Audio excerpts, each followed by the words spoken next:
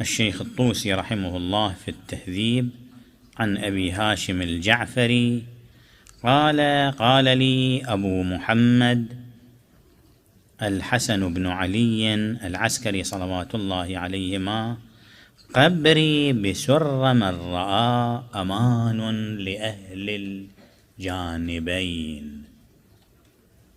يتحدث عن قبره الشريف، أن قبر الإمام العسكري صلوات الله عليه أمان لأهل الجانبين، أمان لمن ينتسب لأهل البيت ولمن لم ينتسب إليهم، يعني وجود فضل قبره الشريف أمان حتى للذين هم ربما يصح تسميتهم بالمخالفين، وكثير منهم بالنواصب وأعداء أهل البيت، لكن وجود قبره الشريف أمان للجميع.